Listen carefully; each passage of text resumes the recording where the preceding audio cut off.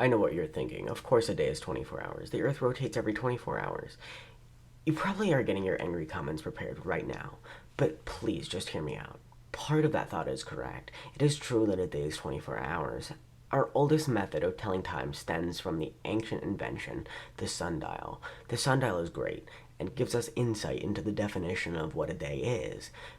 Based on the way that a sundial works, in the first place, it is clear that our time system is based on when the sun reaches the same place in the sky. But that doesn't necessarily mean that the Earth has to rotate at that same frequency. In an accurate model, the Earth has to rotate such that it faces the sun in the same way at the same place every 24 hours. But let's test the 24-hour rotate and time theory.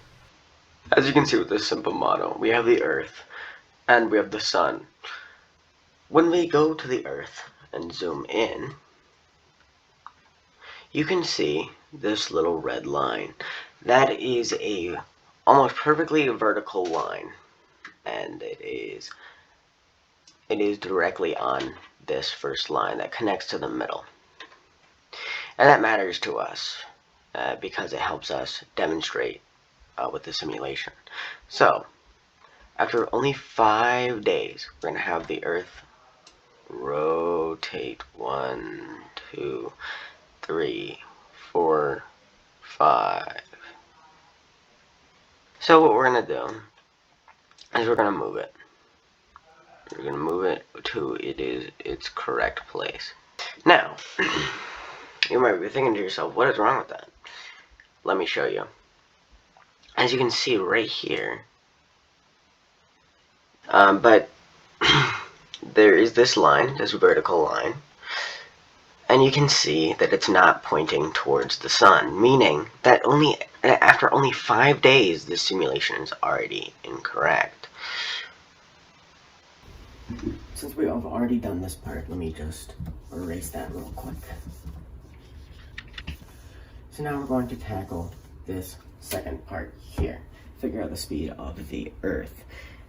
So assuming a perfectly circular orbit, which it isn't, but it's pretty close, I would say at least. I'd say it's at least it's pretty close to circular, but it still is an ellipse nonetheless. We have our sun over here, and then this is the Earth. This is supposed to be a perfect circle. I know it's not, but how do we find out the speed? We know how long it takes to go one full rotation, or the period. That is 365 days, approximately. I'll put in that little caveat there. And we also know the distance. I had to look that up, obviously. I'm not going to calculate the distance, but using that idea, we can easily find out the velocity, or rather the speed of the Earth as it moves around the sun. Because we're assuming this to be a perfectly circular orbit, what we can do is we can take the distance and divide it by the time. So to do that, we have the distance. That's going to be r. But the distance around the sun is going to be its circumference, which is 2 pi r. And then we're going to divide that by the time that it takes to get all the way around, which is going to be that little weird looking T thing. And that will give us our speed. Speed is denoted with a V without the little vector symbol at the top. That is what speed is represented by. But that is how we're going to find our speed.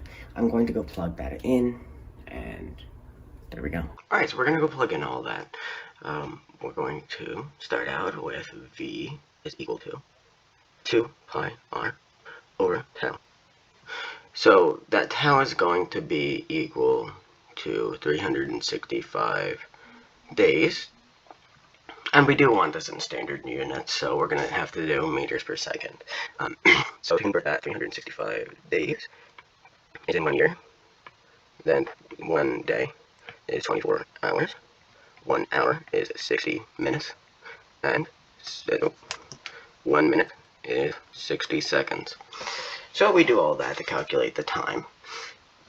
And then to find the radius, we're going to have to look that up. That is equal to 1 AU. And according to this website,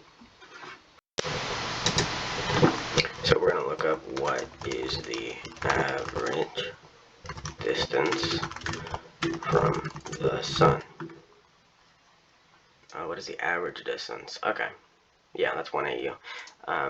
So then, what is 1 AU in meters? So here we go. I'm going to take this exact value.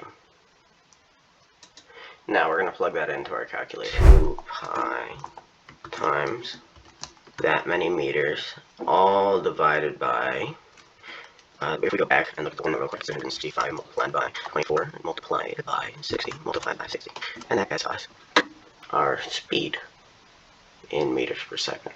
So you can see 1 year, 24 hours per day, 60 minutes per hour, 60 seconds per minute, and that is what our speed is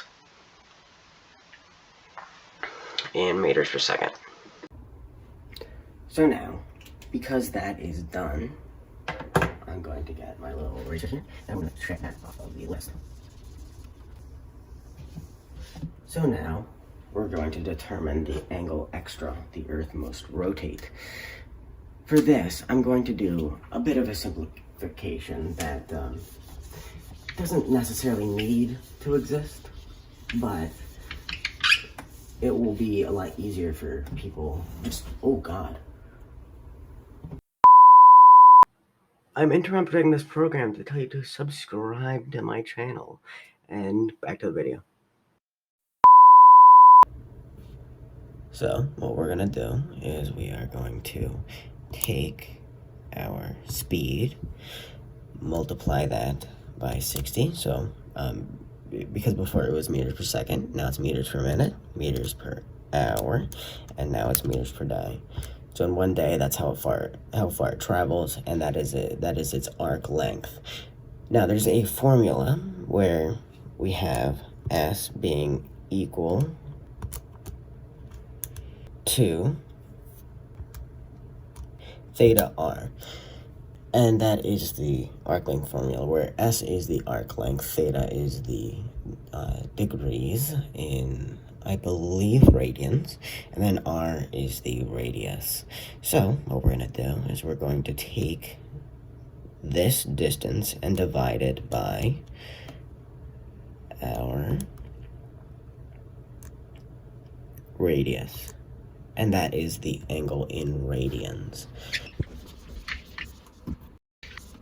To find the period of rotation, the plan is quite simple. What we're going to do is we are going to find 360 degrees plus our additional theta that we had earlier, and all of that is going to be under 24 hours. Now, we're going to have 360 degrees under whatever time that may be, our period of rotation. And to make that equal, we have our tau being multiplied by 360 degrees plus theta, being equal to 360 degrees multiplied by 24 hours. And that will get us our period of rotation in hours. So let's just do a little bit real quick. 160 degrees times 24 hours, and that's all going to be under 360 degrees plus theta. Alright, so I'm going to go plug in everything that we had from our equation into my calculator. So, we're going to do that real quick. 360 plus